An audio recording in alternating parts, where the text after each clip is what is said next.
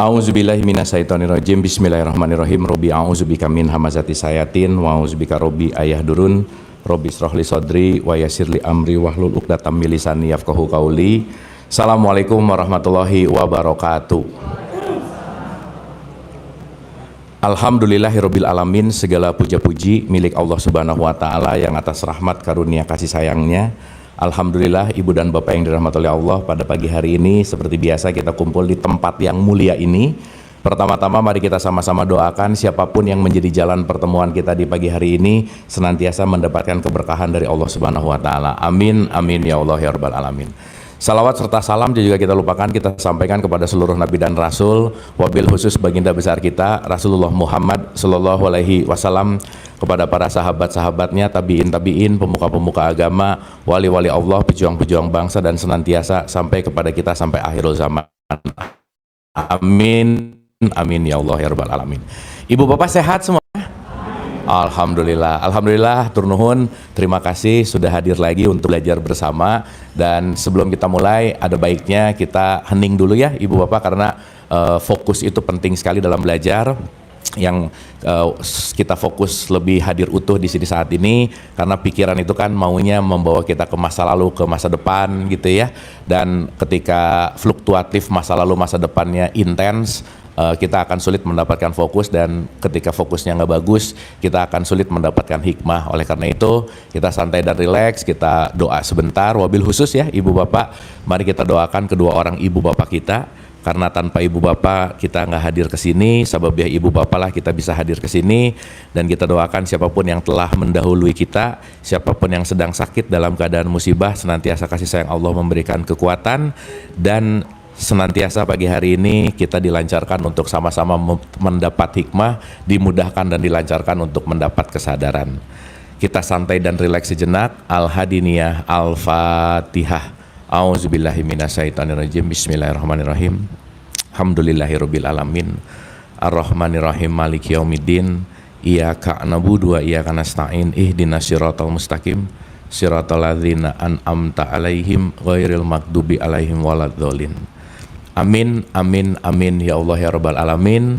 Terima kasih ibu dan bapak senantiasa sudah lebih bisa present, hadir utuh di sini saat ini.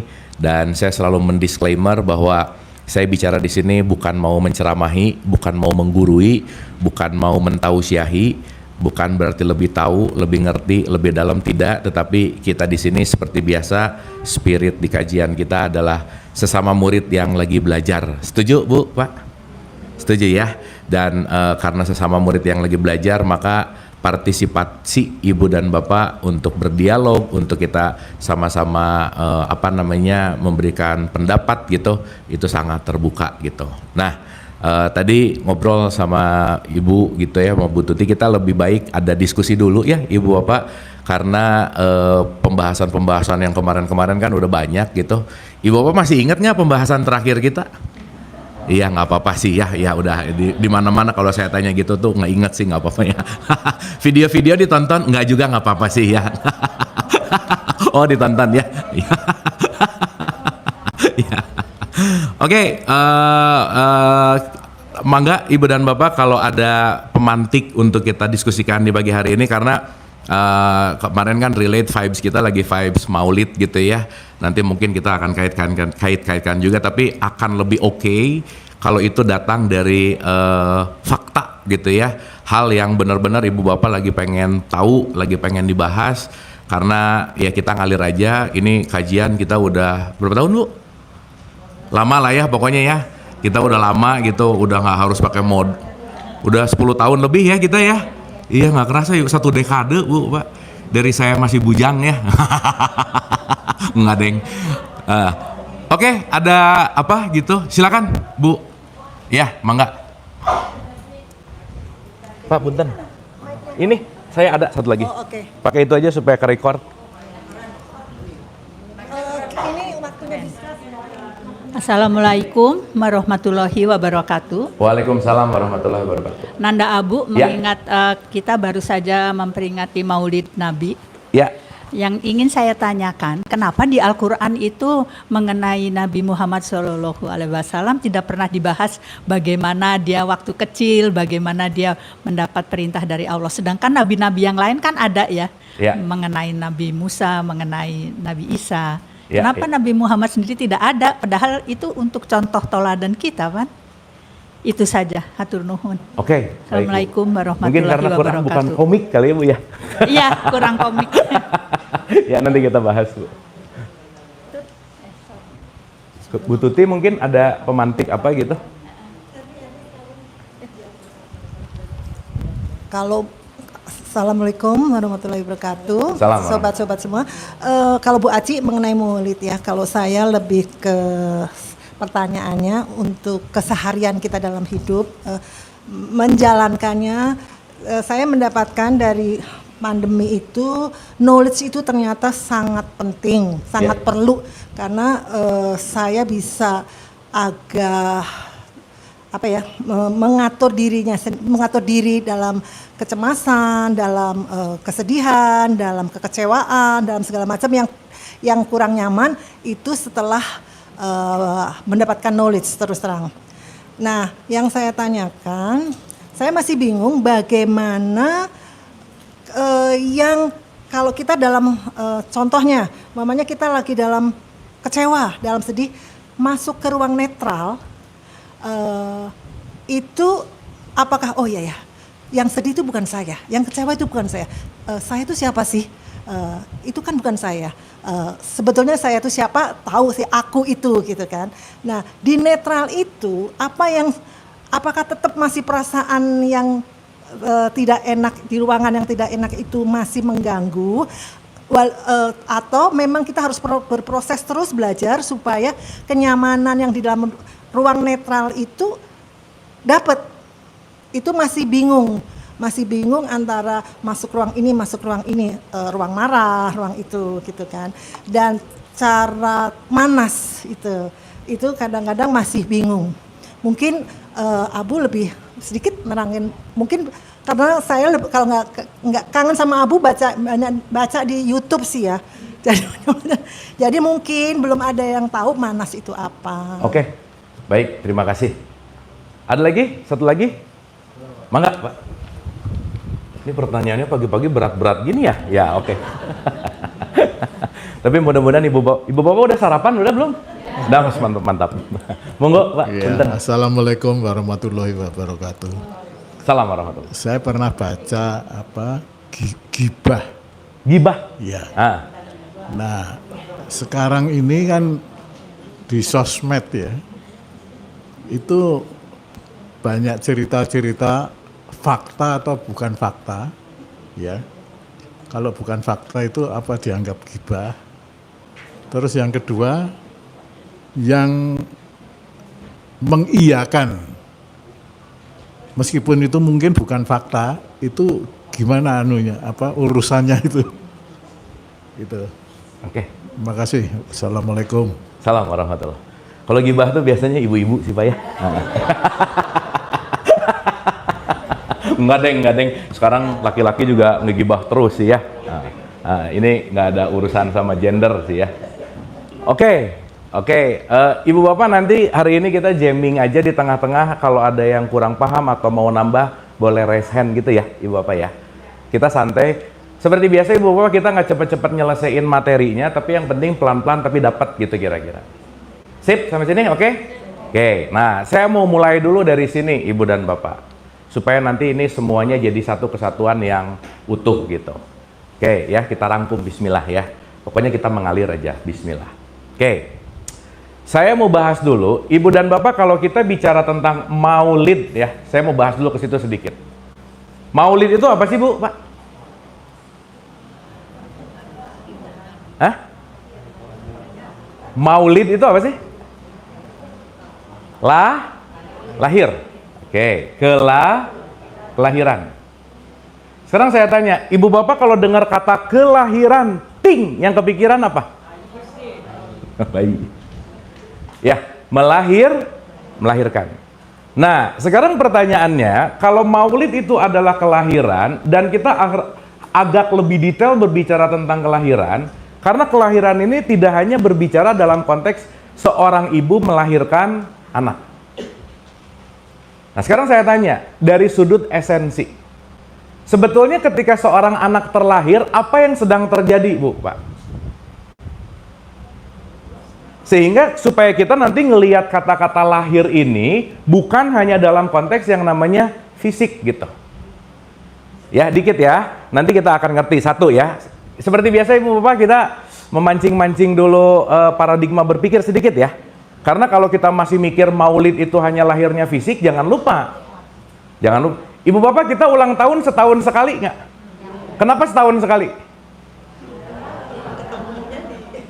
Padahal pertanyaannya, Ibu Bapak yang jam 9 tadi, Ibu Bapak yang sekarang nggak? Enggak. Betul nggak? Baik secara sel, saya ngomong ini ratusan juta sel mati loh, Bu, Pak. Dan dia terakhir kembali gitu. Maka nanti kita mengerti bahwa kelahiran secara esensial itu tidak terletak pada dalam tanda petik tahunan, waktu kita lahir. Bukan itu poinnya. Pada dasarnya dalam perspektif kacamata esensi, lahir itu kita melakukan kelahiran setiap detik, Bu. Maka setiap detik kita lahir, setiap detik kita mati. Makanya on, off. On, off. Inhale, exhale. Gitu nggak, Bu, Pak? Berarti pertanyaannya, kelahiran dan kematian ini diulang-ulang nggak? Jadi kalau ada kata-kata mati sekali, hidup sekali, sebetulnya dalam konteks ini, kita beribu-ribu kali mati, kita beribu-ribu kali hidup, lahir. Contoh ya. Kira-kira selesai dan pulang dari sini, Ibu Bapak dapat knowledge baru nggak? Berarti kalau Ibu Bapak dapat knowledge baru, itu Ibu Bapak yang tadi pagi bukan? Berarti ketika dapat knowledge baru, itu aku terlahir.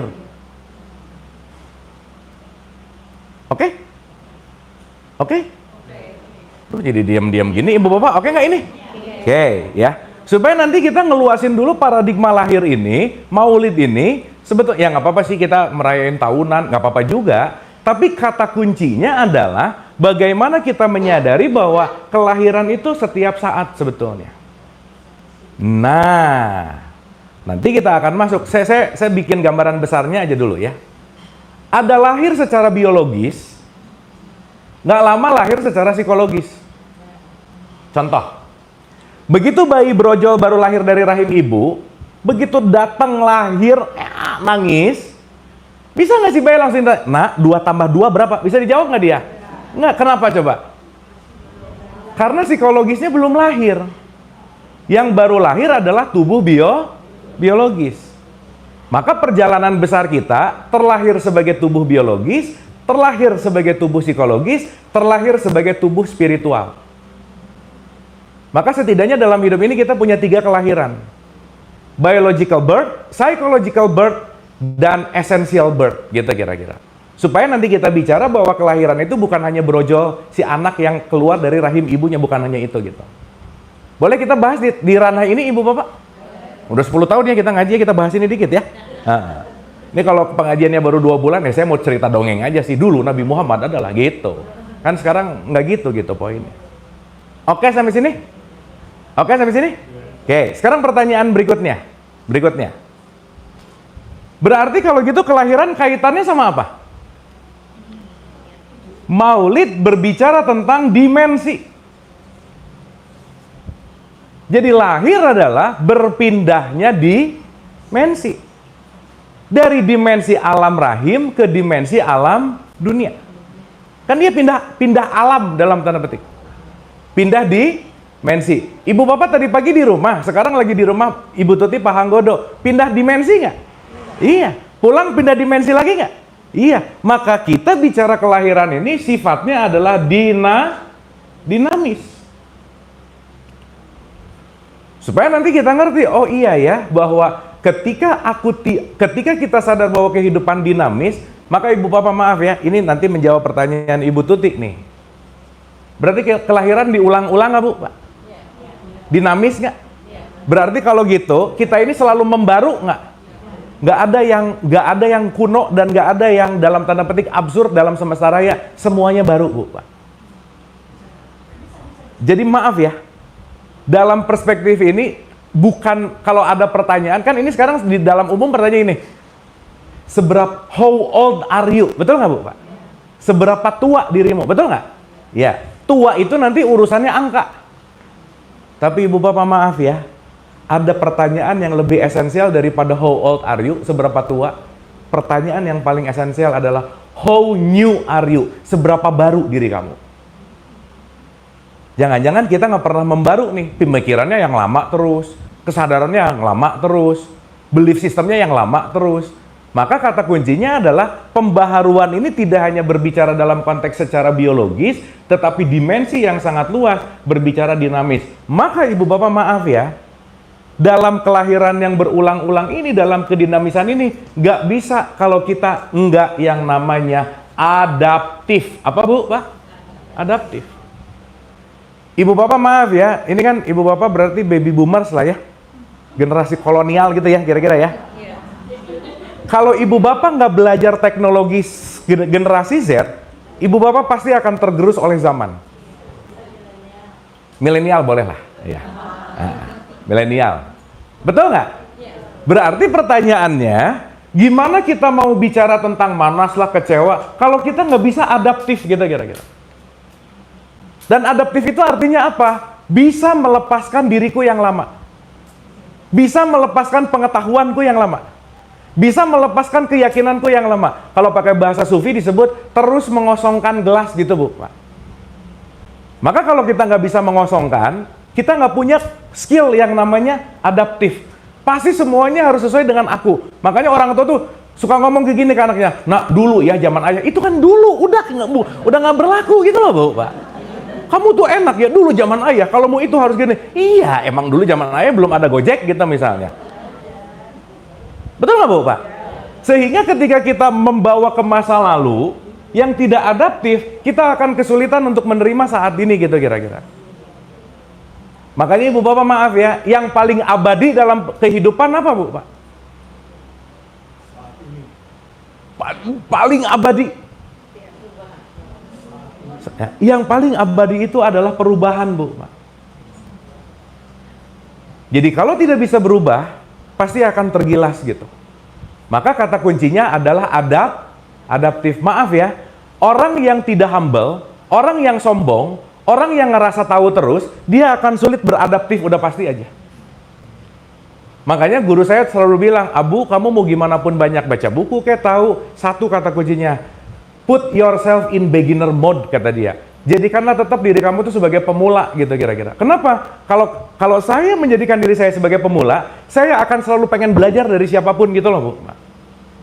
Karena kenapa? Kata kuncinya, semua yang kita tahu lebih banyak yang kita nggak tahu gitu kira-kira. Setuju nggak Bu Pak? Nah sekarang retensi yang terjadi di sosial media, ngerasa bahwa aku paling benar, ngerasa aku paling tahu, banyak nyalahin orang gitu kira-kira. Padahal mohon maaf ya, bisa jadi siapapun yang kita salahkan adalah sesuatu yang belum kita pahami gitu loh Bu Pak. Akhirnya nanti ngomong gini, oh ini paham baru. Enggak, kamunya baru paham gitu loh Bu Pak. Betul nggak? Dikit-dikit melimitasi segala sesuatu dengan pengetahuan diri sendiri yang akhirnya menyalahkan orang lain gitu. Dikit-dikit kafir, dikit-dikit neraka, dikit-dikit salah gitu. Gitu. Kenapa? Karena dia tidak bisa mau atau dalam berkonteks beradaptasi gitu. Sampai sini oke Bu Pak? Duh jadi rada berat gini ya Ibu Bapak, kita santai dikit ya. Aman ya? Karena kalau kita bicara ini dan ini semuanya kalau kita nggak ngerti ini, itu pasti chaos gitu. Pasti chaos. Karena kita tuh banyak tertipu oleh ilusi hidup Bu Pak. Iya. Dan merasa bahwa ilusi itu adalah diriku gitu. Ya. Bahkan Ibu Bapak mau sehebat apa sih kita? Ibu Bapak sekarang hari apa? Hari apa? Ibu Bapak bisa membuktikan hari ini Selasa nggak? Bisa.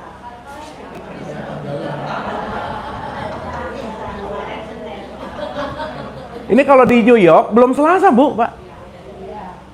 Betul nggak? Jadi membuktikan hari ini Selasa aja kita nggak bisa loh. Apa buktinya hari ini Selasa? Iya. Bagus sih jawabannya, bagus banget. Apa bukti hari ini Selasa? Karena kemarin Senin. Nah, berarti hari ini Selasa ini kaitannya dengan apa?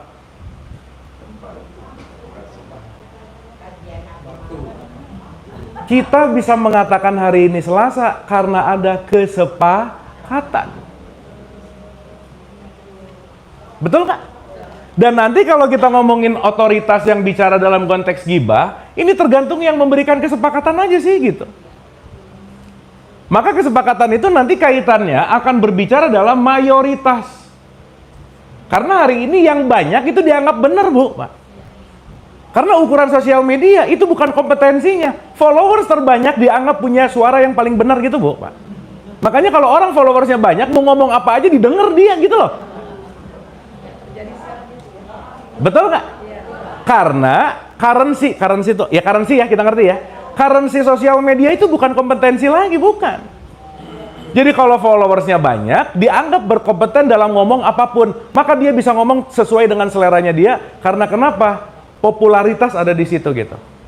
Maka kenapa sekarang orang pengen populer? Karena populer membawa kepada majority belief gitu loh, Bu.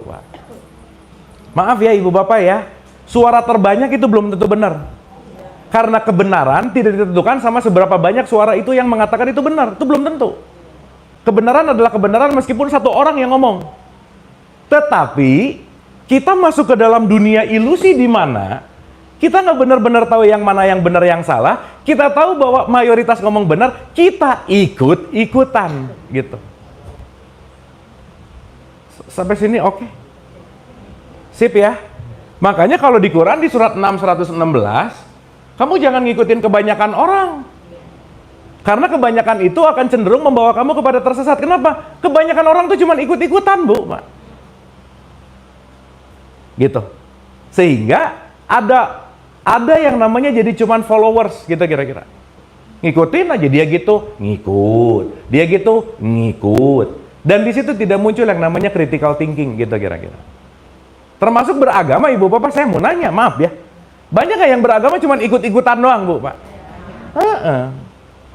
Kenapa? Karena begitu menjalankan agama nggak ada akal di situ gitu. Pokoknya ikutan aja. Nanti ngomongin mayoritas ngomong itu benar, benar aja. Makanya nanti kita ngerti bahwa betapa pentingnya fungsi figur otoritas di sini gitu. Dan Ibu Bapak maaf ya, apa yang Ibu Bapak lihat di sosial media itu semuanya maya, Bu, Pak, ilusi. Sosial media memberitakan yang hadir 1 juta orang, padahal yang hadir 2 orang, bisa nggak, Bu, Pak? Iya. Jadi saya rasa, Bu, Pak, sosial media jadiin lucu-lucuan aja sih gitu. Nggak usah baper gitu. Karena kenapa? Puncak dari semua apapun fakta dan realitas adalah apa yang engkau alami, bukan engkau ketahui.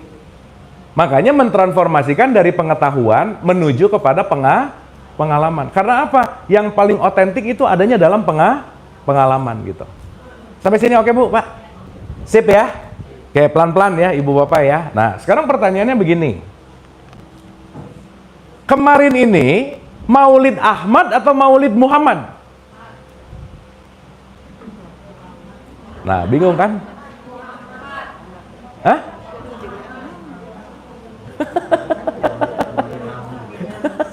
Kemarin kita merayakan Maulid Nabi Muhammad. Betul? Nah, sekarang saya tanya. Kita bagi dua dulu ya, Ibu Bapak ya. Supaya nanti kita ngerti.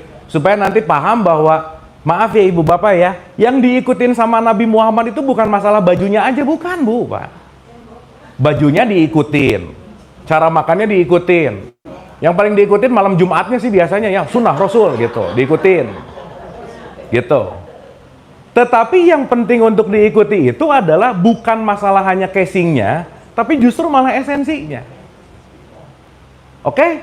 Nah, sekarang saya mau nanya dulu, ya, ada 2 nih, supaya nanti masuk ke Manas, nanti masuk ke sini, ini jadi satu. Ibu, pokoknya kita alirin aja ya, Ibu Bapak ya. Kita nikmati apa yang dialirkan gitu. Contoh. Ada yang namanya gini. Dah ya, saya ke tengah dulu sedikit. Ibu Bapak pernah dengar kata-kata avatar nggak? Pernah dengar? Nah, saya mau ngebagi 2 aja ya tentang kelahiran. Kita ini semua pertama yang dilahirkan adalah lahirnya sang diri. Diri. Ibu bapak kalau saya tanya, diri ibu bapak yang mana? Coba tunjuk. Ini mah dada. Semu tubuh. Bener nggak ini? Ibu bapak kalau ketemu teman baru ditanya, Mbak, dirimu siapa? Ibu bapak jawab apa? Nah, nama dirimu bukan?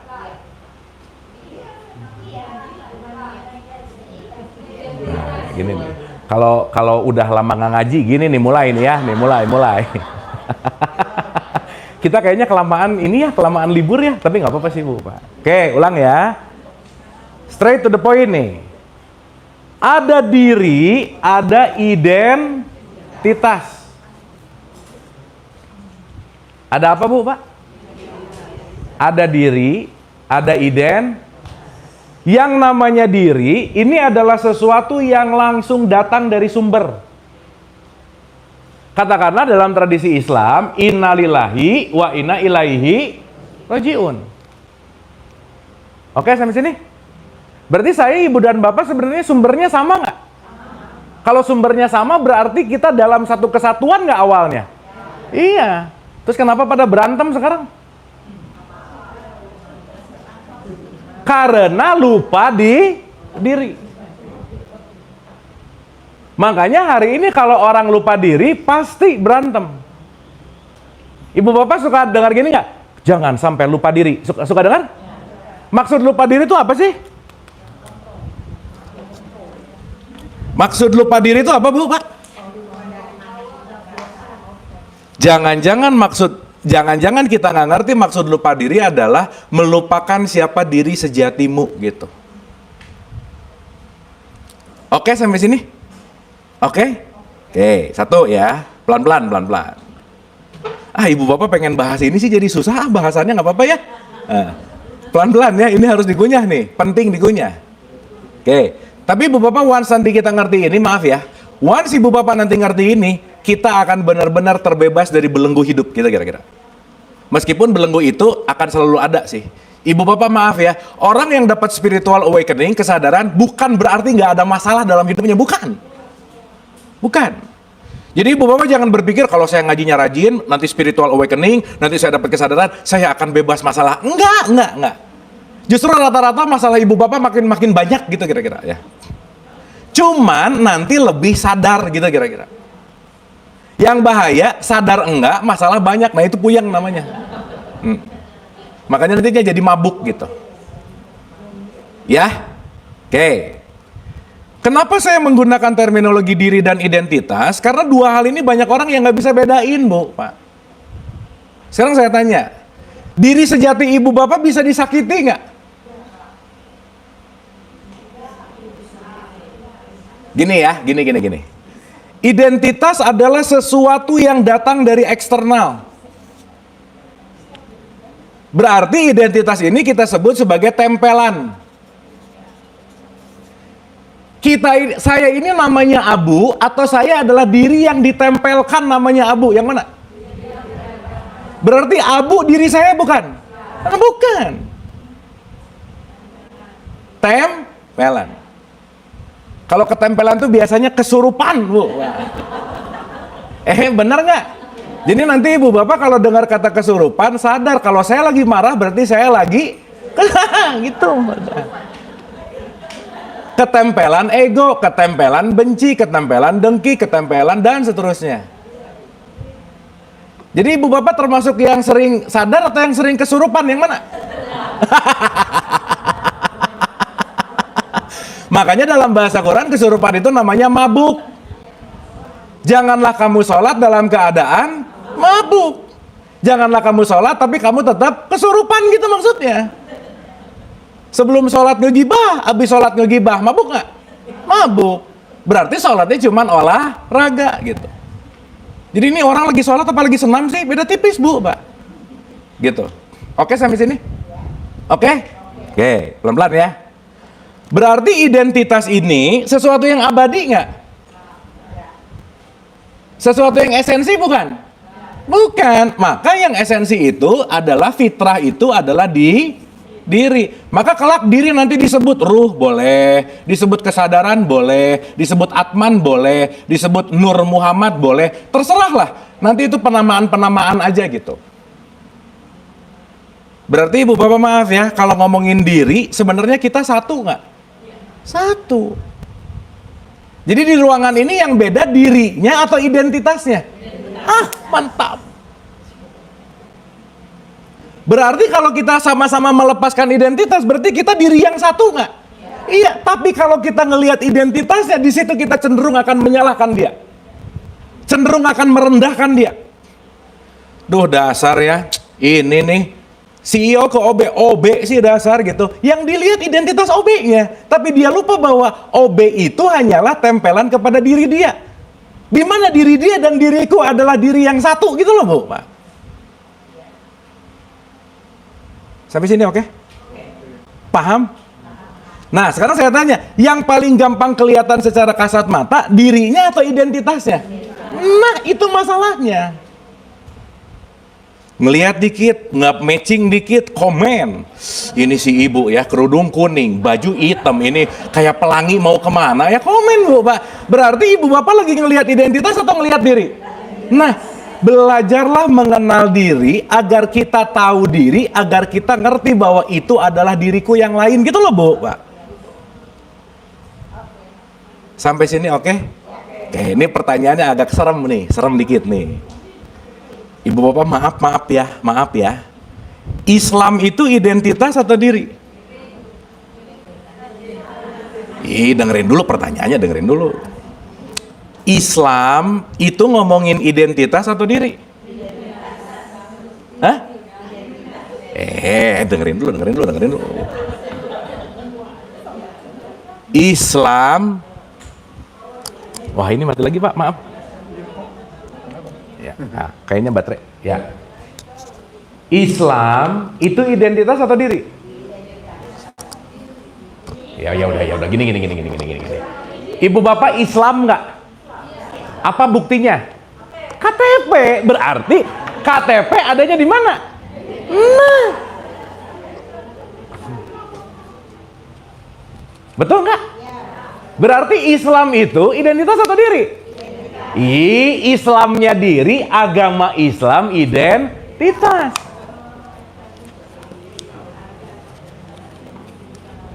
Paham nggak? Jadi ibu bapak ngerti gak kalau ada kata-kata janganlah kamu mati sebelum kamu Islam, paham gak? Janganlah kamu mati sebelum kamu melepaskan identitas, karena identitas ini kamu akan melekat terus gitu loh Bu Pak. Contoh. Ada orang mau masuk agama Islam, harus syahadat nggak? Sedetik dia asyhadu Allah, langsung Islam nggak? Identitas. Betul? Tapi secara esensi dirinya sebetulnya Islam nggak?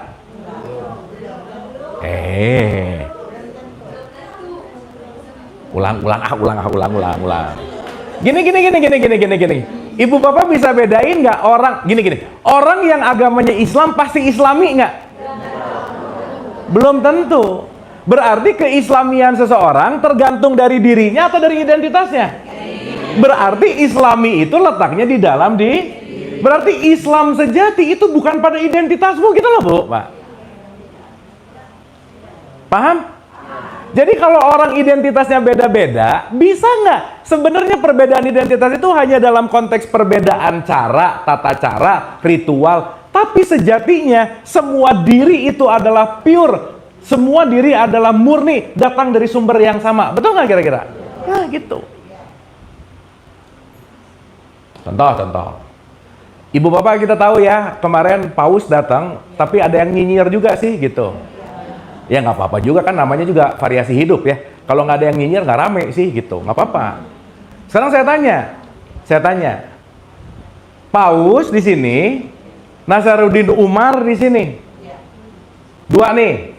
Ibu bapak tahu Nasaruddin Umar ya? Imbes imam besar. Ada paus di sini, ada imam besar di sini. Sekarang saya tanya, yang berbeda dirinya atau identitasnya? Mantap. Kalau saya pakai kacamata identitas, saya akan menyekatkan. Paham? Tapi kalau saya pakai kacamata diri, saya tidak melihat lagi itu paus dan itu adalah Nazaruddin Umar. Yang saya lihat adalah percikannya Tuhan.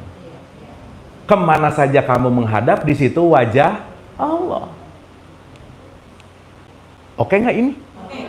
Nah, tapi banyak yang paham, banyak yang nggak paham. Nah, yang pahamnya cuma 1%. Kenapa sisanya amnesia, lupa diri, Bu, Pak? Nah, gitu. Ibu Bapak, Quran ayatnya diulang-ulang nggak? Kenapa diulang-ulang coba? Iya, diulang-ulang aja lupa, apalagi nggak, gitu loh, Bu, Pak. Betul nggak? Makanya wajar nggak kalau Quran itu banyak banget ayat-ayat yang disebut ingatlah, ingatlah, ingatlah, ingatlah. Berarti sebenarnya udah ada atau belum ada? Tapi kitanya, nah, gitu. Sip? Oke? Ini paham Ibu Bapak nggak? Kita lihat 5 menit lagi ya.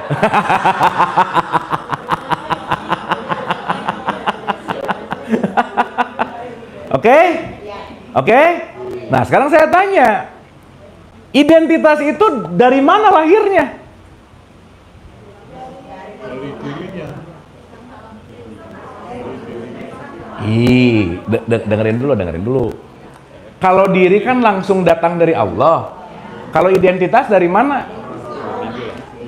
Nah, dari orang tua dan lingkungan. Berarti Ibu Bapak maaf ya, identitas bisa menutup diri nggak? Maka kalau orang dirinya masih ketutup identitas, tertutup bahasa Arabnya, kafir. Bener nggak ini? Sok, ibu-ibu pasti di rumahnya punya bed kafir, ada nggak? Ada. Penutup kasur. Ini habis, kenapa cepat habis ya? Cek ya. Ini kayaknya terlalu bersemangat saya ngomongnya, ini mic habis mulu baterainya. Oke, Ibu Bapak sampai sini oke? Paham? Jadi orang yang kafir orang yang mana? Orang yang mengedepankan identitas melupakan dirinya. Sip? Nah, saya balik nih. Duh, asik sih, ini asik banget nih Bu, Pak. Kita nikmati ya. Secara alamiah, diri ini sifatnya adalah welas asih, Bu, Pak. Kalau welas asih, pasti ada damai di situ. Dan pasti bahagia. Berarti Ibu Bapak, maaf ya, kalau kita tanpa identitas, pasti bahagia nggak? Hah? Ya kan nanti di dalam identitas ini ada keinginan, ada mau-mau, ada ina itu, betul nggak? Kira-kira kalau kita tanpa identitas kita happy nggak? Berarti Ibu Bapak waktu nggak happy karena kenapa? Tertutup oleh identitas. Berarti kita ini sebetulnya kebahagiaan itu nggak? Iya, jadi kalau mau pakai bahasa gampang, kita semua adalah kebahagiaan yang ketutup sama keinginan gitu loh, Bu, Pak. Jadi Ibu Bapak nggak usah nyari bahagia dalam hidup, nggak usah. Lepaskan identitas maka akan otomatis bahagia. Sok Ibu Bapak ya, maaf ya, mana orang yang lebih banyak menderita, orang yang banyak pengen atau nggak banyak pengen, yang mana? Jadi Ibu Bapak kita ini menderita gara-gara orang lain atau gara-gara kita pengen sesuatu? Jadi sumber masalah ada di mana? Tapi emang paling gampang gara-gara dia, gara-gara dia. Berarti kalau udah mulai ngomong gara-gara dia, aku jadi sakit hati, dia lagi mabuk nggak kira-kira? Lagi kesurupan nggak kira-kira? Nah, gitu. Paham sampai sini? Paham sampai sini? Simpel ya. Diri sejati kita ini sifatnya sangat terpuji. Terpuji bahasa Arabnya Muhammad. Jadi Muhammad itu artinya terpuji. Jadi kalau sekarang kita ngomong Maulid Nabi Muhammad, kita memperingati Nabi Muhammad, yang kita contoh bukan bajunya, bukan cara makannya aja, tapi contoh dong keterpujiannya beliau gitu loh Bu, Pak. Oke? Sekarang saya tanya, kalau Nabi Muhammad terpuji, berarti dia selalu menjadi dirinya nggak? Berarti beliau pasti tidak mengedepankan identitas. Maka orang yang ngeludahin dia aja dia kasih makan gitu Bu, Pak. Sekarang teriak Allahu Akbar, tapi ngejelekin orang lain gitu. Betul nggak? Tapi nggak apa-apa juga sih Ibu Bapak ya. Setidaknya diikutin dulu bajunya, bagus-bagus aja sih. Tapi kalau bajunya doang yang diikutin, akhlaknya nggak diikutin, itu belum kafah gitu kira-kira. Sampai sini oke? Sip? Paham ya? Makanya nanti disebut akhlaknya Nabi Muhammad itu Quran banget. Kalau Quran banget berarti beliau nggak mungkin sibuk dengan identitas gitu loh Bu, Pak. Makanya dikisahkan ya Ibu Bapak ya, ini bagus banget dalam sebuah hadis gitu. Jalannya Nabi Muhammad itu merunduk Bu, Pak. Stay humble. Ibu Bapak tahu nggak satu statement yang membuat Nabi Muhammad yang penting banget kita contoh sampai hari ini? Satu Bu, Pak. Dia selalu menjadikan siapapun sahabat, bukan muridnya. Betul nggak? Berarti kalau bersahabat, kira-kira Nabi Muhammad ingin belajar dari orang lain nggak?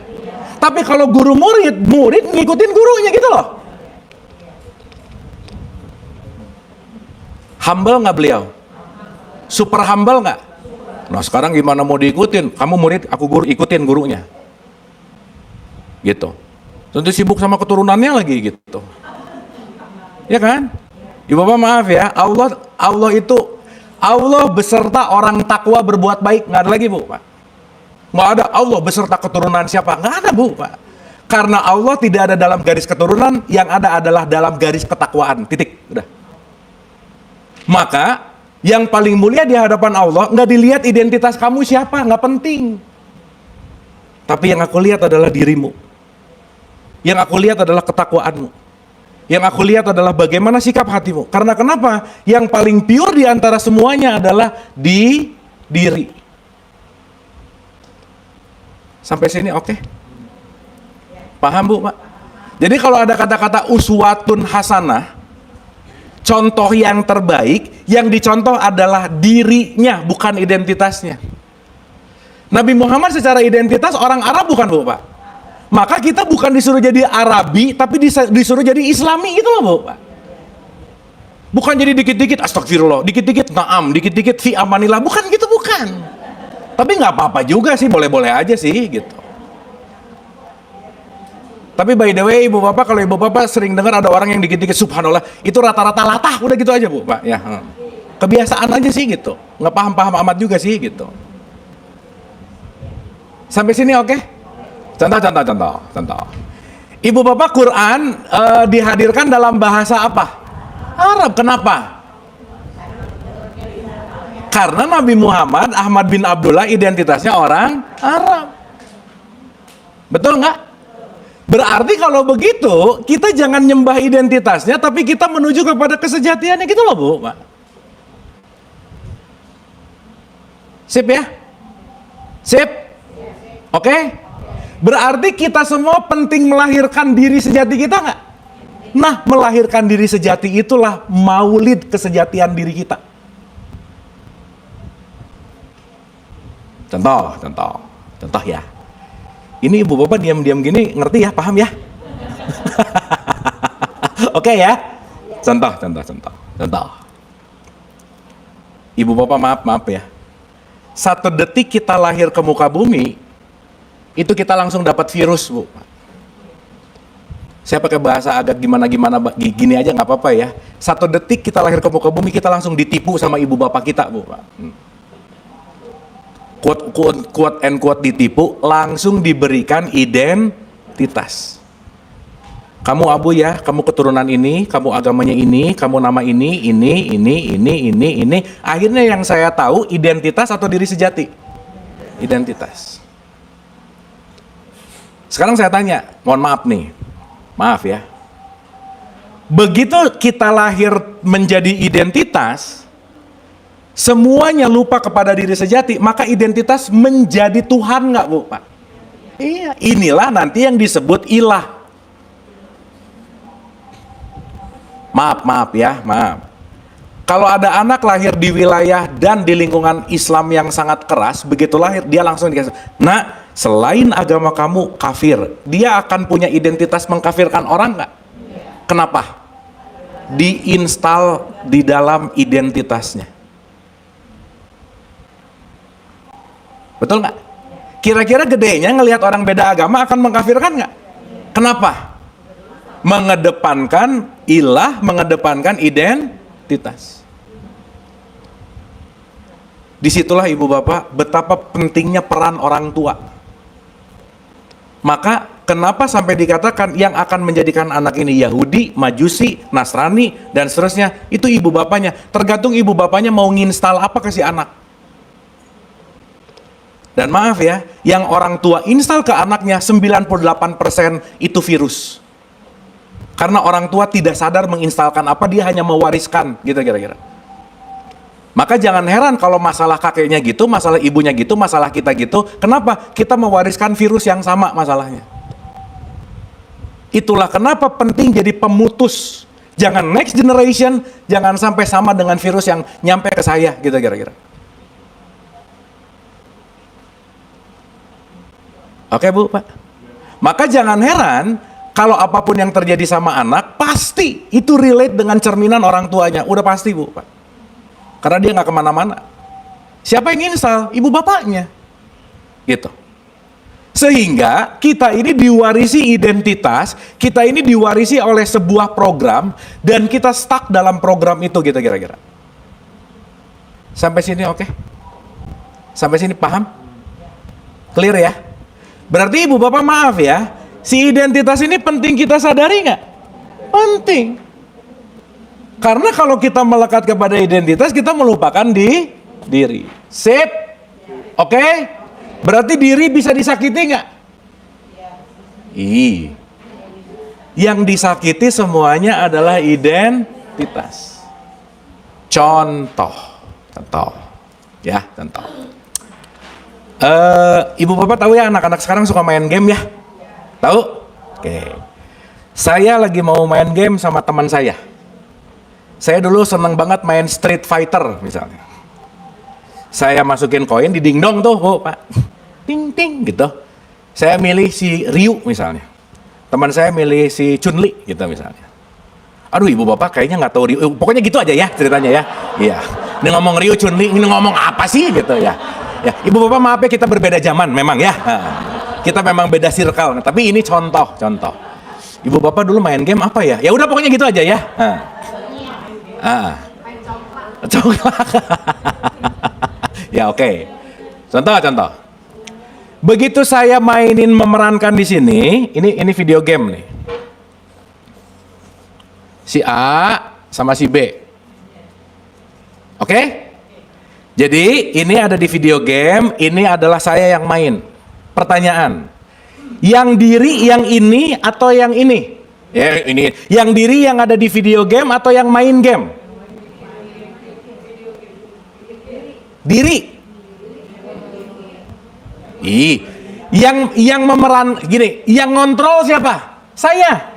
Si Abu. Gini. Ini Abu, ini A, ini B.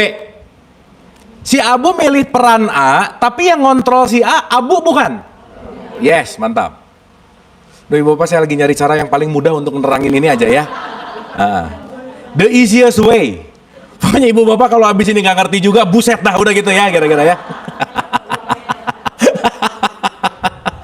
Nah, saya main game, saya memerankan si A. Tom Cruise memerankan Maverick.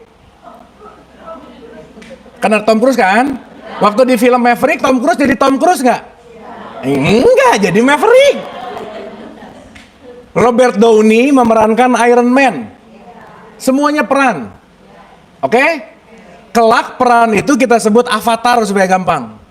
Dalam perspektif bahasa Arab ini disebut dunia gitu. Nah, contoh. Begitu saya memerankan si A, Berantem nih. Ketika si A di dalam video game kepukul, saya ikut sakit nggak? Hah? Kan yang dipukul si ini. Saya ikut sakit nggak? Dipukul, buk, gitu. Pipi saya sakit nggak?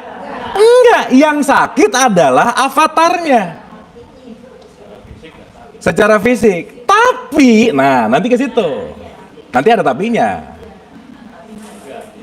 Nah, sekarang yang kita nggak bisa bedain, begitu energi saya ini makin dikit, terus mau mati, saya ngomong mati gua, gitu. Yang dianggap mati ininya, padahal yang mati adalah avatarnya gitu loh Bu, Pak. Paham nggak ini? Berarti identitas itu adalah permainan di dalam video game, di mana yang sakit adalah identitas, yang menderita adalah identitas, karena dirimu yang sejati nggak pernah hanya mengalami dan merasakan welas asihnya Allah. Titik, gitu loh Bu, Pak. Paham nggak ini? Berarti kalau saya terlalu baper ke sini, saya jadi ikut sakit hati nggak? Iya, main sebelah sama teman saya yang asalnya di game berantem jadi berantem beneran di sini gitu. Oke nggak ini? Makanya Quran bilang dunia ini hanyalah permainan. Udah Bu, Pak, jangan baper amat sih gitu. Oke Bu, Pak. Sip ya. Berarti kalau kita lagi sakit hati, lagi bete, kita lagi lupa diri. Itulah kenapa ilmu yang paling penting dalam hidup, ilmu mengenal diri. Gimana cara mengenal diri? Belajar untuk melepaskan identitas. Oke? Sip? Jadi ibu bapak sekarang kalau ngelihat ada yang ngehina, ngejelekin, oh itu lagi ngehina di game. Loh, yang dihina nama saya loh. Bukan sayanya. Gini, ibu bapak punya mobil tetangga ketabrak, mobil saya ketabrak, mobil tetangga ketabrak biasa aja, tapi mobilku ketabrak, yang sakit di sini, betul nggak? Berarti ibu bapak terpengaruh sama gamenya gitu loh, tidak menjadi controller gamenya gitu. Oke? Sip? Berarti ibu bapak penting nggak memisahkan antara diri dan identitas? Penting, supaya tidak melekat kepada identitas. Tidak melekat kepada diri yang palsu. Paham? Oke? Oke? Nah, sekarang baru kita mulai. Tadi pemanasan nih ibu bapak ya, belum mulai ya. Sekarang baru kita mulai mengenal identitas itu isinya apa sih? Supaya nanti kita ngerti. Jadi gini. Bismillah ya ibu bapak ya. Ini, aduh Bu, Pak. Beneran Bu, Pak, 14 tahun saya tuh selalu mencari cara gimana caranya menyederhanakan mau nyampein ini gitu Bu, Pak. Ibu Bapak kalau belajar bukunya Ibnu Arabi tentang ini ada 8 kitab, puyeng Bu, Pak. Ini tapi alhamdulillah sih sekarang teknologi itu membantu kita memudahkan menganalogikan gitu Bu, Pak. Dulu mau ngomongin game susah ya Bu, Pak. Mau ngomongin wifi, bagaimana pemancaran, bagaimana tidak terlihat tapi terkoneksi, bagaimana sekarang tuh jadi jauh lebih easier sebenarnya. Ya, jadi kata kuncinya ibu bapak, yang penting mau belajar aja, udah gitu aja. Nah, ya jangan gaptek, bener Bu, Pak. Karena kalau tidak adaptif pasti akan punah Bu, Pak. Gitu. Nah, jadi kalau kita ngomongin diri ya, yang terpercik itu adalah ruh. Ruh itu adalah diri. Ingat ya ibu bapak, kalau ngomong diriku, itu bukan ngomong ini, bukan. Contoh. Kalau ibu bapak ketemu teman baru ditanya, ibu asli mana? Jawab apa? Garut. Yang dari Garut itu identitas. Ingat itu. Tapi bahasa identitas penting untuk di kehidupan sosial, penting. Terus ibu bapak jadi jangan sok-sokan ya, begitu ditanya, mentang-mentang udah ngerti ini, ibu datang dari mana? Aku berasal dari Allah. Nggak usah juga, udah biasa aja. Ntar yang dengar pusing gitu. Udah biasa aja. Tapi sadar bahwa yang datang dari Garut adalah tubuh fisikku yang lahir di Garut. Karena kelahiran aku yang sejati langsungnya datang dari sumber gitu kira-kira. Berarti ibu bapak kalau kita ngelepasin identitas, satu nggak? Nah kalau udah ngerti satu itu kita nggak akan berantem. Makanya penting banget dalam tanda petik ya, membunuh identitas itu penting. Makanya nanti di Quran, bunuhlah dirimu. Maksudnya, bunuhlah diri palsumu supaya diri yang asli keluar gitu. Bunuhlah kemarahanmu, bunuhlah kebencianmu, bunuhlah kedengkianmu. Karena kalau kamu udah bebas dari marah, iri, dengki, benci, julid, dan seterusnya, maka yang hadir adalah kemanusiaanmu, gitu kira-kira. Jadi jangan sampai, ibu bapak maaf ya, jangan sampai agama menutup kemanusiaan gitu maksudnya. Karena diri kita yang sejati bukan agamanya, tapi manusianya. Oke? Sip? Nah, si ruh ini, si diri ditutup sama segitiga. Ini namanya jiwa, alias manas. Oke? Si jiwa ini datang dari mana? Kebanyakan datang di-download dari faktor eksternal. Maka si jiwa ini isinya apa? Pikiran, perasaan, emosi. Yang dibalut oleh namanya jasad. Inilah yang disebut sempurna. Kamu punya jasad, kamu punya jiwa, dan kamu yang sejati adalah sang ruh. Jadi kita ini ruh yang pakai aplikasi jiwa, dikasih kendaraan jasad, gitu kira-kira. Oke? Sip? Nah sekarang saya tanya, maaf ya. Berarti kalau dari nilai-nilai eksternal yang masuk di dalam jiwa kita menutupi diri, lama-lama si diri ketutup nggak Bu, Pak? Ketutup. Nih jadi gini nih gambarannya. Akhirnya kita terbentuk menjadi program. Entah itu mau disebut karakter. Awas sih jangan gini, aku tuh emang karakter pelit. Enggak, kamu latihan pelit aja sih tiap hari gitu loh Bu, Pak. Aku tuh kayaknya memang ada DNA kepelitan dari orang tua. Nggak ada, pelit mah dilatih gitu. Oh ya jangan nyalahin orang tua ya, aku turunan pelit nih gitu. Enggak. Karena kenapa? Itu semua diwariskan dalam bentuk habits. Kebiasaan. Oke? Sip? Ah, pertanyaan. Jadi orang lain bisa bikin kita sakit hati nggak? Nah, tadi sip. Ah, gimana ah? Orang lain bisa bikin kita sakit hati nggak? Enggak.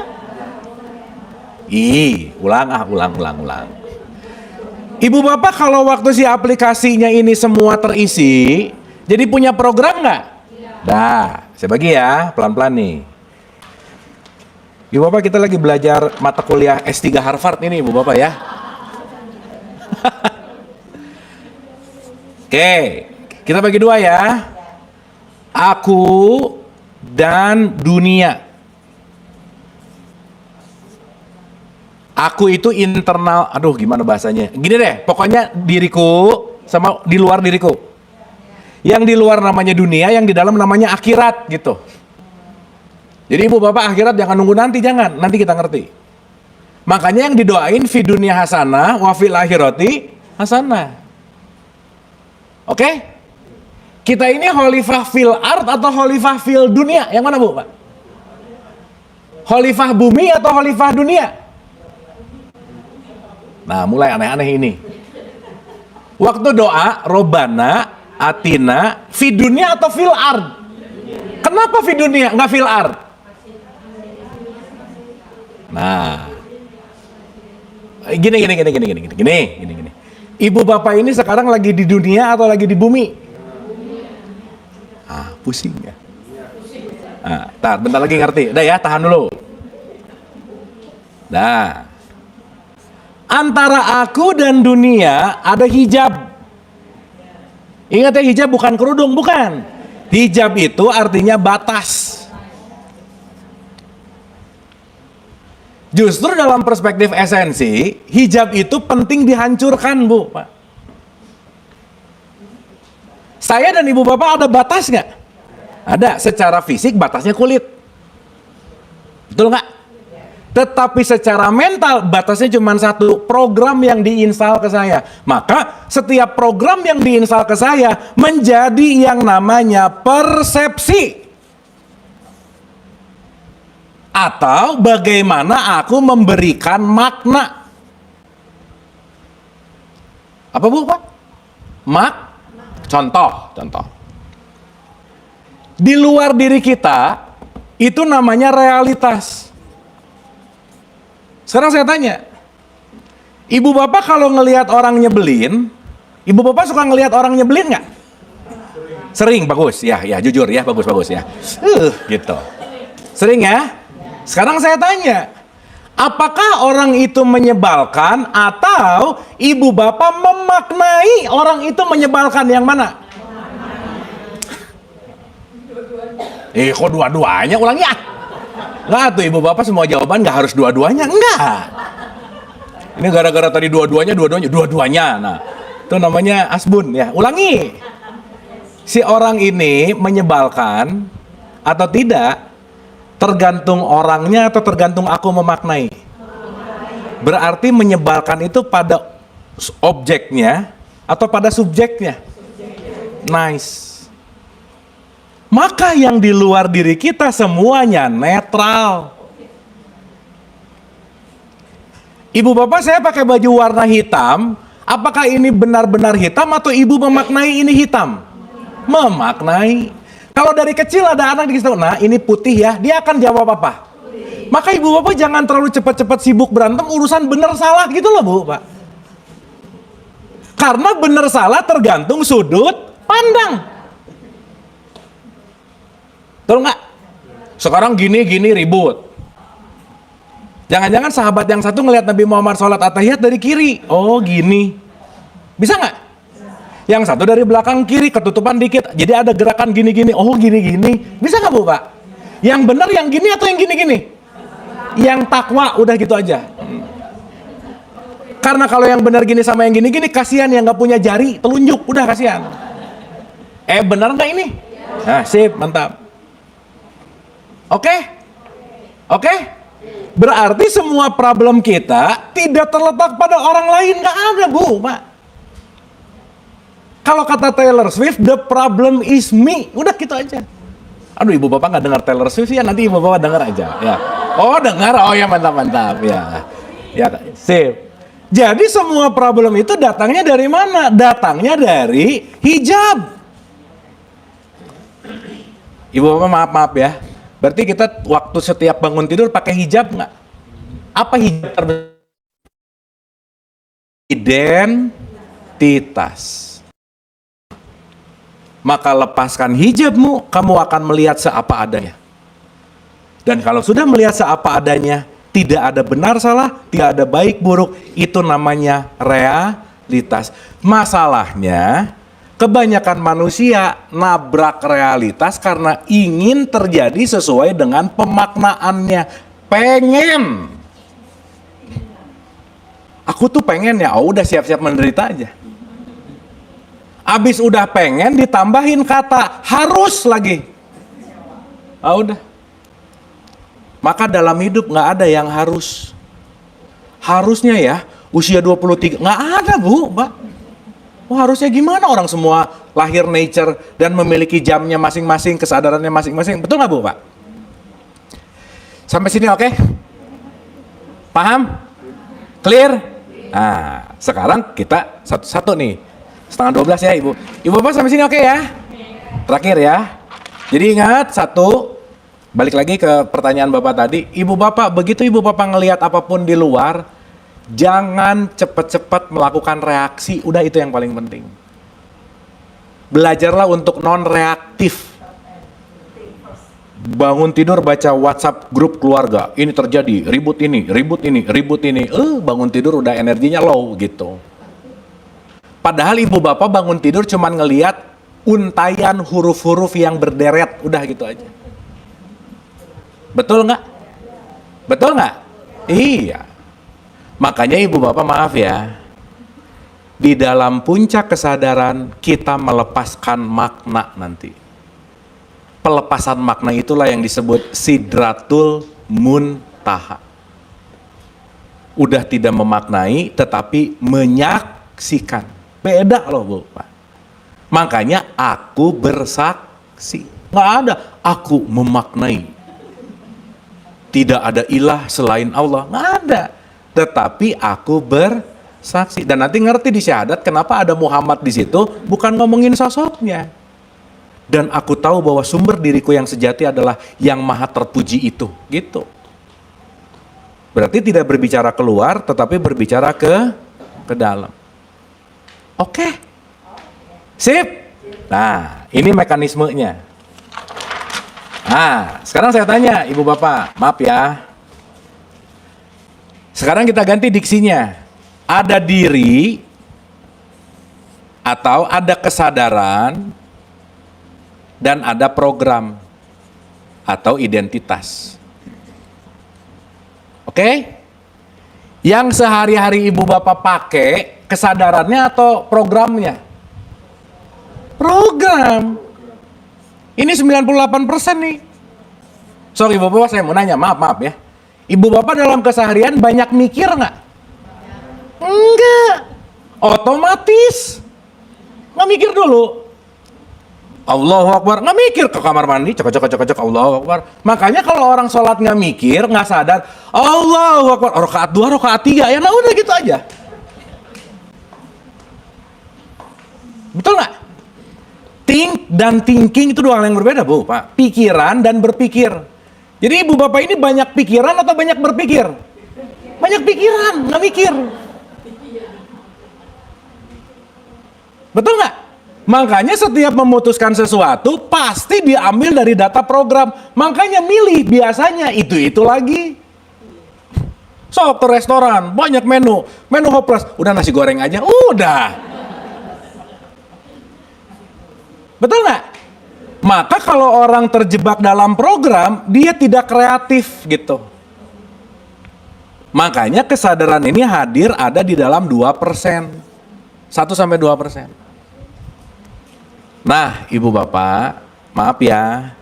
Mau nggak mau, suka nggak suka, keseluruhan ini akan masuk ke dalam bentuk yang namanya memori. Jadi kita nggak bisa lepas dari pikiran, perasaan, emosi. Nah, sekarang how to-nya. Supaya nanti Ibu Bapak kalau lagi diganggu sama yang ketempelan-ketempelan itu, Ibu Bapak maaf ya, pikiran itu tamu. Jadi kalau Ibu Bapak lagi datang kesel, aduh ketempelan kesel, aku bukan kesel cuman lagi mampir. Makanya jangan login, Bu, Pak. Apalagi subscribe. Ini mah sama benci subscribe, begitu apa pokoknya benci aja. Udah gitu loncengnya dipencet lagi, muncul terus benci gitu. Sip ya. Makanya kita penting untuk log out dari pikiran. Log out dari perasaan. Kenapa? Once kita log out dari pikiran, perasaan, emosi, kita lagi jadi diri gitu. Makanya perlu menjarak. Menjarak ini namanya khusyuk. Makanya sehari 5 kali kita disuruh menjarak dari pikiran, perasaan, emosi. Namanya sholat. Disuruh menjarak malah banyak pikiran lagi sholat. Betul nggak? Iya. Sip? Oke? Dah, nih how to-nya. Dah ya, Ibu Bapak ya. 1. Faktor kita paling luar namanya apa, Bu, Pak? Tubuh. Tubuh terkoneksi dengan software namanya manas. Pikiran, perasaan, emosi. Ingat ya Ibu Bapak, ini rumusnya ya. Setiap emosi memengaruhi perasaan, setiap perasaan memengaruhi pikiran, setiap pikiran menimbulkan image chemistry kimia dalam tubuh. Jadi kalau pikiran yang nggak beres, stres, yang dikeluarin hormon stres terus. Makanya marah 5 menit, sistem imun tubuh mati 6 jam. Sistem imun tubuh nggak baik dan nggak melakukan rekonstruksi, maka sel banyak yang mati, maka semua fungsi tubuh pasti akan drop. Jadi kalau mau cepat mati, banyak marah aja Ibu Bapak, udah gitu. Berarti sekarang saya tanya Ibu Bapak, maaf ya. Ibu Bapak kesal sama orang lain, yang paling rugi siapa? Kenapa rugi? Karena kesal ngeluarin hormon kortisol. Tapi kita menyangka bahwa ketika kita lagi marah sama orang, kesal sama orang, kita menyangka lagi menyiksa dia. Betul nggak Bu, Pak? Padahal yang jauh lebih tersiksa adalah diri kita karena kita terjadi unhomeostasis namanya. Tidak balance-nya antara brain, body, soul, energi, dan seterusnya gitu kira-kira. Jadi ibu bapak maaf ya, sabar buat orang lain atau buat diri sendiri? Memaafkan buat orang lain atau buat diri sendiri? Jadi memaafkan susah nggak? Ya udah jujur aja lah, susah gitu ya. Kenapa? Karena nggak sadar begitu aku tidak memaafkan, aku lagi membunuh diri. Makanya orang yang stadium 4 penyakit hati yang namanya dendam itu orang paling bodoh, Bu, Pak. Tiap hari makan racun yang berharap mati dia gitu. Yang didendamin mah jalan-jalan, tasnya baru. Kita yang ngelihat dendam sakit gitu loh, Bu, Pak. Bener nggak ini? Dendam mulu. Sip ya? Dapat ya? Clear ya? Berarti pertanyaannya, maaf ya ibu bapak ya, emosi harus bagus nggak? Satu Bu Pak, perbaikan emosi nomor 1. Sorry to say, ibu bapak nggak mungkin punya manas yang stabil kalau nggak rajin olahraga, itu nomor 1. Pokoknya ibu bapak kalau ngeluh banyak stres depresi ditanya olahraga kak? Nggak, ya udah nggak usah pengen sembuh stresnya. Makanya paham nggak kenapa dalam setiap ritual pasti ada gerak raganya? Paham nggak? Kenapa? Karena dengan olahraga memperbaiki stimulan emosi. Jadi ibu bapak yang jarang olahraga udah pasti batin dan mentalnya nggak stabil aja. Karena kenapa? Tubuh kita didesain untuk gerak, by the way. Jadi at least sehari jalan 5-10 menit cukup Bu Pak. Yang penting ada sembah raganya. Ya sholat bagus ya, gerak-gerak juga sih. Yoga gitu, zumba, terserah deh.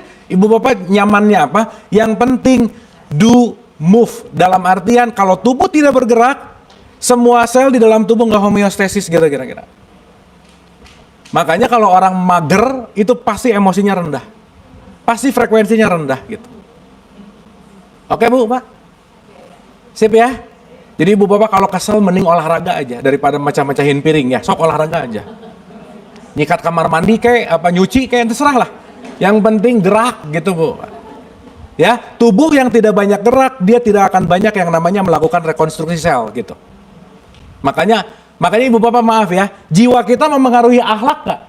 Berarti akhlak tergantung dari emosi nggak? Berarti sekarang ibu bapak akan paham orang yang akhlaknya bagus pasti rajin olahraga.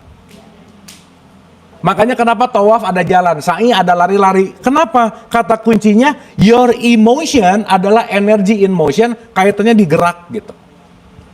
So ibu bapak yang sekarang lagi ngerasa sering-sering bete sedih, sok rajin jalan pagi aja. Nanti ibu bapak tahu betapa pentingnya releasing everything dalam konteks yang namanya emotion gitu.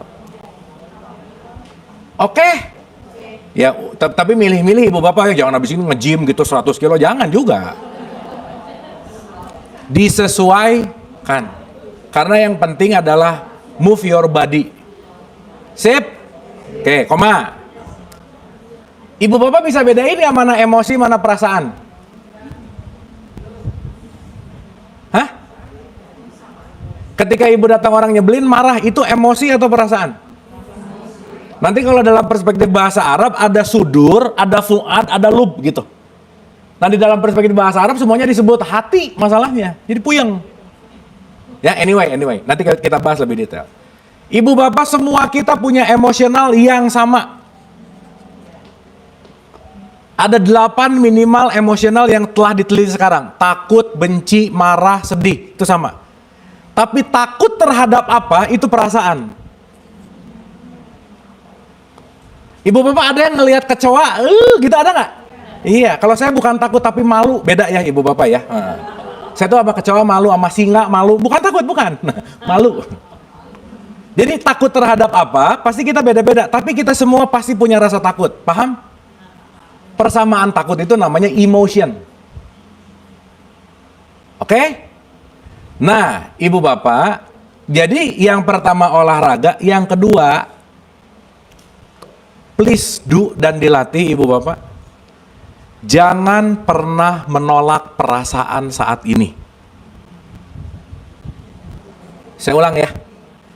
Perasaan kan kayak tamu nih. Easy come, easy go. Begitu perasaan tertentu datang, bertamu, ibu bapak jangan ngusir dia. Contoh, begitu lagi rada marah, kesel, jangan dilakukan, jangan marah, jangan marah. Jangan, aku nggak boleh marah. Ya. Itu namanya menolak perasaan. Ingat ya, perasaan itu sinyal. Sinyal itu tanda. Tanda itu ayat. Ayat yang nyata yang dikirimkan semesta kepada kita itu adanya di dalam perasaan. Feeling. Ya kita soalnya tahu ayatnya yang di buku terus sih, yang di sini nggak pernah dibaca. Makanya kenapa Quran bilang ikro kita bacalah dirimu. Ibu bapak perasa, no wrong feeling, gak ada perasaan yang salah, ingat itu. Yang ada wrong action. Contoh. Ibu bapak ngelihat ada orang bajunya nggak matching, ada perasaan norak ya gitu. Perasaan norak tuh nggak salah, yang salah begitu norak ya langsung norak lu, itu yang salah. Gitu. Paham nggak? Berarti semakin ibu bapak, karena gini ibu bapak, perasaan itu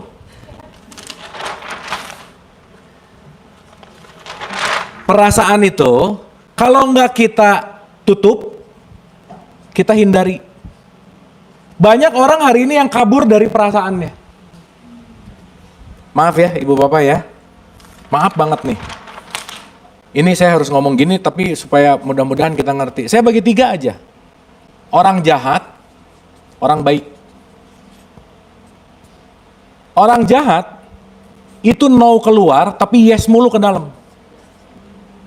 Mau yang lain rugi nggak peduli, yang lain nggak untung, yang penting gua, itu jahat namanya. Oke? Tapi orang baik yes mulu keluar, no mulu ke dalam. Dia ngerjain meskipun nggak nyaman, oke. Dia pretending to be okay, padahal not okay.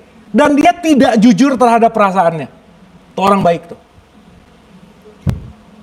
Makanya tipikal orang baik satu, nggak enakan tuh nomor 1. Aduh nggak enak, padahal nggak mau sih gitu. Gak bisa bilang no. Dan dia tidak benar-benar menghargai perasaannya. Dia melakukan pretending. Kenapa? Karena ingin dilihat baik. Karena berusaha menjadi orang baik tuh, orang baik tuh. Maka maaf ya ibu bapak ya. Orang baik akan lebih sakit, akan lebih menderita dari orang jahat. Kayak lilin menyinari sekitar tapi dirinya kebakar gitu kira-kira. Karena dia gak punya boundaries. Gak punya batasan. Gak enakan. Ngerjainnya nggak beneran tulus karena kenapa? Takut. Itu orang baik tuh. Jadi mending jadi orang baik, mending jadi orang jahat. Sadar di sini sadar. Nah, awas jangan milih yang jahat, bukan. Kalau orang sadar, dua belah pihak yes. Aku nyaman, aku oke. Dan aku akan bilang kalau aku nggak oke. Dan maaf ya ibu bapak ya. Banyak banget orang yang hidden the feeling gitu, pretending A di dalamnya nggak B gitu, jadi chaos gitu, nggak enakan mulu gitu ya. Maka penting untuk belajar. Waduh ini agak bahaya kalau nggak ngerti ya. Ibu bapak berhenti jadi orang baik, jadilah orang sadar. Karena Quran nggak pernah nyuruh kita jadi orang baik, jadinya orang yang berbuat baik. Beda loh.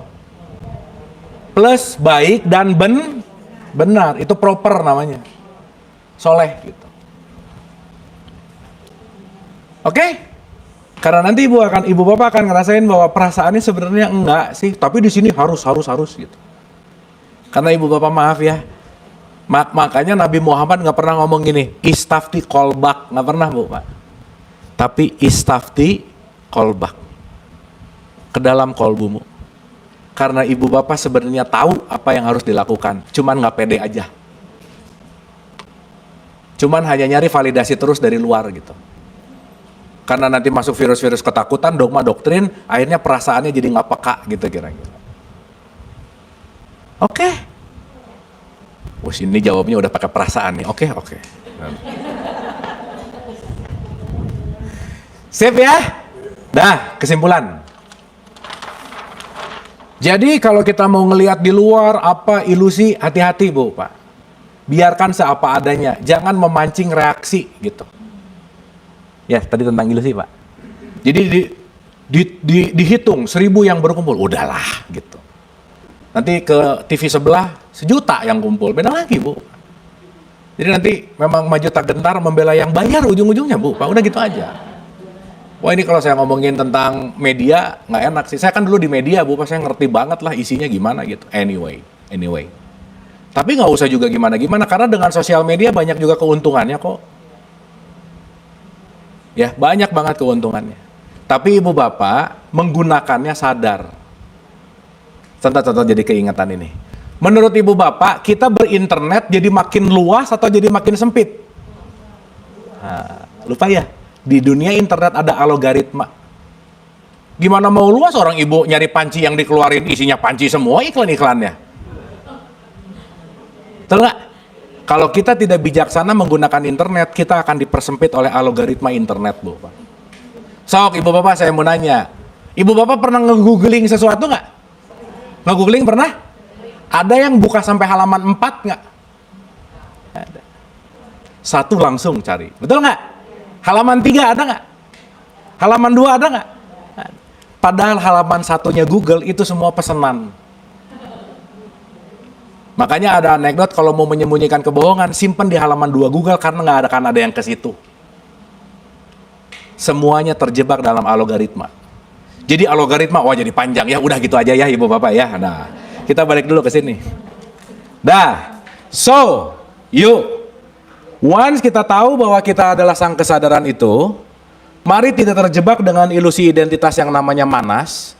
Mari kita mulai mengenal inner engineering kita, tubuh ini yang sangat dahsyat, kenalilah bagaimana mekanismenya. Jadi kalau kita mulai menyibukkan diri mengenal diri sendiri, setidaknya ibu bapak, kita nggak usil sama urusan orang, udah gitu aja. Kita nggak kepo sama urusan orang, gitu kira-kira.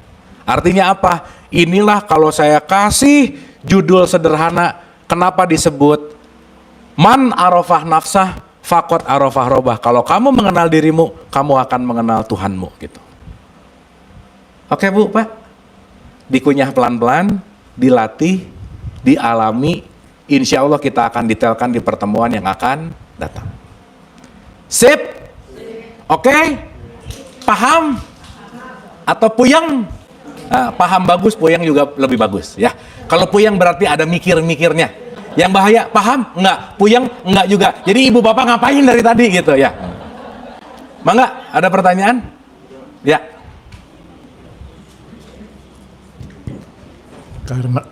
Karena nggak tahu saya tanya. Kalau kita ini, apalagi orang timur, itu sering basa-basi, tahu ya? Basa-basi Pak? Nah itu orang lain kan seneng itu. Iya.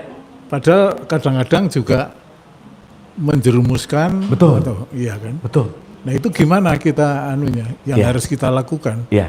Karena kalau kita tidak basa-basi, kita mungkin dianggap kurang ajar atau apa gitu. Betul. Gini Pak, kita basa-basi pada porsinya sih Pak sebetulnya. Dan sadar kalau itu lagi basa-basi gitu Pak. Gitu. Tapi kan bukan berarti basa-basi akhirnya jadi kita fake gitu Pak, pretending gitu. Ketika kita basa-basi dalam kesadaran, kita tahu bahwa itu kita lagi mengindahkan norma gitu aja sih Pak. Itu intinya. Gitu kira-kira Pak. Itu boleh kan? Boleh Pak. Boleh. Boleh banget. Karena gini Pak, beda antara bohong sama menipu Pak. Oh iya, contoh. Ya, contoh. Aduh, ini nanti saya jelasin ya, insya Allah nanti bulan depan. Ibu bapak maaf ya, kita kalau nggak bohong nggak bisa kerja sama. Iya. Contoh, ada sekretaris ke kantor, ada bosnya. Bosnya datang, sekretarisnya senyum-senyum, pagi Pak, dengan senyum. Ya, bisa nggak di hatinya, mati aja lu, gitu, bisa nggak? Karena si sekretarisnya nggak suka sama bosnya, bisa nggak? Bisa. Tapi kalau ngomong gitu, itu pasti kerjasamanya bubar. Gitu. Makanya nanti kita ngerti bahwa quote and quote bohong itu nanti sebetulnya konteksnya adalah dalam konteks moral, itu sebetulnya adalah menyatukan gitu. Ibu bapak kalau kita mau jujur-jujuran banget, susah komunikasi sama orang Bu, Pak. Susah kerjasama gitu intinya. Nah makanya nanti kita bedain mana bohong, mana menipu gitu. Gitu Pak kira-kira. Itu ya intinya. Ya, satu lagi. Itu kalau tadi anak lahir, ya kan? itu sebagian waktunya dengan orang tua. Nah, orang tua bisa mempengaruhi, tadi menurut Abu, bisa mempengaruhi identitas. Kalau identitas itu positif, saya yakin Bagus. semua orang tua itu selalu memberikan contoh yang baik kepada anaknya. Iya. Itu gimana? Iya. Ya, Contoh terima yang kasih. baik menurut program yang dia dapatkan, Pak. Iya. Iya. Makanya diwariskan. Ya, artinya itu boleh-boleh saja, kan? Boleh, Sangat boleh kan? Boleh. Yang Itu- baik wariskan, yang jangan, yang enggak jangan gitu, Pak. Ya. Dan nanti pada akhirnya si anak ini kan akan menemukan. Nah, itulah kalau kita pernah bahas Ibrahim, Pak. Kenapa Ibrahim nggak mau nurut sama bapaknya? Karena dia nggak mau diwariskan hal-hal yang begitu gitu. Gitu kira-kira, Pak. Makanya penting ada yang namanya perubahan. Adaptif. Ya, jadi pembentukan identitas itu juga penting kan? Penting, Pak. Kalau nggak ada identitas kita susah ya, Pak. Saya nggak punya nama, Bapak nggak punya nama, kita mau ngobrol nggak bisa. Identitas itu penting, tetapi bukan yang terpenting. Gitu. Karena kalau kita maaf ya, menuhankan identitas, contoh Pak, orang bisa setelah jabatannya usai, dia post power syndrome misalnya Pak. Nah karena identitasnya dia pegang terus gitu. Dia nggak bisa letting go identitasnya gitu. Kalau saya nggak keliru dengar tadi ya, itu Abu kan ngomong kalau identitas itu 99 racun. Ya, Bener itu ya? itu datang dari faktor eksternal Pak. Kan bukan diri kita. Kita disematkan nama, disematkan gitu. Kalau itu dari tadi orang tua, masalah identitas, kamu harus budi pekerti begini, itu bukan racun kan? Bukan. Iya. Makanya yang 1%-nya kesadaran. Sisanya kebiasaan. Nah itulah kenapa parenting ini sekarang Pak, yang diwariskan adalah kebiasaannya, bukan kesadarannya gitu. Dan yang paling menarik Pak, anak nggak pernah dengerin wejangan orang tuanya. Tapi anak meniru perilaku orang tuanya. Itu yang menarik Pak. Gitu. Karena dalam istilah Jawa ya, yang mencarikan jalan anak itu orang tuanya. Tuh. Ya, itu kan ada identitas juga yang masuk ke situ. Betul. Tapi mungkin dikomain, yang menjalankannya tetap si anaknya. Orang tua tuh hanya ngasih platform, tapi yang mengoperasikan kan si anak dengan pilihannya gitu. Gitu Pak. Ya, terima kasih. Sip, mantap. Boleh tepuk tangan Ibu Bapak, ini keren diskusi kita. Ada lagi? Iya, mangga Pak. Ini agak mumet juga ya, pelajaran hari ini. Oh iya siap Pak. Tadi disebutkan proses kelahiran yang berkali-kali. Ya. Saya agak confused bagaimana dengan proses enrichment dalam kehidupan. Proses apa Pak? Enrichment, Oh, iya. pengkayaan. Iya. Ya kan? Iya. Sebenarnya yang Kang Abu katakan itu sebenarnya proses pengkayaan Betul. diri kita kan. Betul. Dari kehidupan. Betul. Nah, analoginya kalau Kang Abu bilang ada proses kelahiran berkali-kali, pasti ada proses kematian berkali-kali. Pasti. Ya. Nah, proses kematian berkali-kali itu seperti apa? Ketika kita sudah tidak menjadi diri kita yang lama, masa SMA Bapak udah mati karena Bapak udah nggak di situ gitu. Karena kita sudah ada di wilayah sekarang. Itu sudah menjadi memori. Sesuatu yang sudah menjadi memori itu adalah kematian dalam tanda petik. Maka kita ini hidup di antara masa lalu dan masa depan, dan kita hidup di sekarang. Dan itu dinamis gitu Pak. Gitu. Oke, antara perasaan, emosi, dan pikiran. Ya, Itu kalau kita terlalu menahan, akhirnya timbul sifat kita yang antisosial, ya, ya kan? ya, Kita acuh terhadap kehidupan di luar, ya. ya kan? Jadinya menjadi antisosial. Padahal emosi itu dalam kehidupan juga diperlukan. Oh perlu. Ya, pikiran juga diperlukan. Perlu. ya kan? Perlu. Itu juga perasaan. Tapi bagaimana membuat itu seimbang itu yang paling penting. Ya. Ya kan? Membuat itu seimbang. Jadi gini Pak. Energi itu 1, vibrasi itu positif negatif 2, nanti frekuensinya ada 17 nih. Kita ngomong dari perspektif Hawking saja. Kalau kita apatis itu ada di sini Pak. Di tengah di sini nanti ada berani, di sini ada menerima, di sini ada cinta, di sini ada enlightenment kita ceritanya. Yang bahaya adalah udah energi kita di level vibrasi yang negatif, di frekuensi yang rendah lagi. Nah ini bahaya nih. Kalau dalam statistik, kalau dalam perspektif sufism itu, ini level amarah, nanti naik level ke lawamah, mulhamah. Nah di sini ada mutmainah, rodiyah, mardiyah, kamilah. Nah tidak semua level ini kan buruk Pak. Tapi yang bahaya adalah aku sadar ketika aku di amarah bahwa aku lagi ada di level bawah, gitu kira-kira. Berarti kalau kita bicara pendengaran pikiran, perasaan, emosi, bukan jadi apatis justru. Maka ketika kita menjarak dari manas kita akan ke diri, Pak. Satu sifat dari diri adalah bijaksana, Pak. Inilah yang disebut wisdom. Gitu. Nah, once kita jadi bijaksana, bukan apatis, tapi mengerti gitu. Beda antara saya embrace dan saya ignore, itu beda, Pak. Saya nggak peduli dan saya terima memaklumi, itu dua hal yang berbeda gitu. Nah, ketika kita punya banyak waktu untuk menjarak antara manas dan diri ini nanti yang akan berkuasa. Dia yang akan jadi nakhoda. Nah, diri inilah yang disebut kesadaran murni gitu. Maka aku menyadari pikiranku, bukan pikiran menggunakan aku gitu. Sehingga ketika aku menyadari pikiranku, aku akan mengontrol ini semua untuk direct kepada apa sih yang sesungguhnya yang seharusnya terjadi secara realitas gitu. Nah jadi bukan berarti ketika kita melepaskan manas jadi nggak pedulian, bukan. Tetapi justru kita melepaskan manas ini untuk melatih supaya kita menjarak dengan si kesadaran itu sendiri gitu.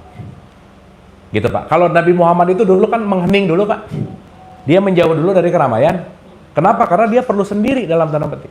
Karena kalau boleh pakai bahasa shortcutnya, kehadiran diri sejati itu jembatan utamanya adalah keheningan sebetulnya. Hening dari apa? Pikiran, perasaan, dan emosi. Once ini hening, dia hadir. Once dia hadir, dia akan menjadi saksi untuk semuanya gitu. Kira-kira gitu, Pak. Aman? Satu lagi. Ya.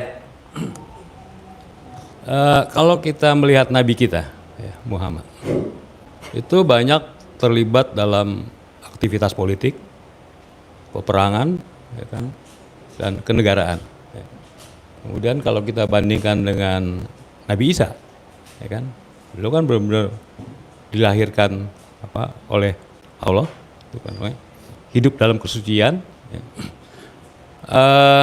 Saya melihat perbandingan antara Paus dengan imam besar, ya, terlihat di garis itu gitu, ya kan, di garis itu kelihatan, ya kan, bahwa memang Nabi kita itu secara ini adalah dia jenius, karena dia panglima, ya kan, politician, mampu menyatukan Madinah, ya.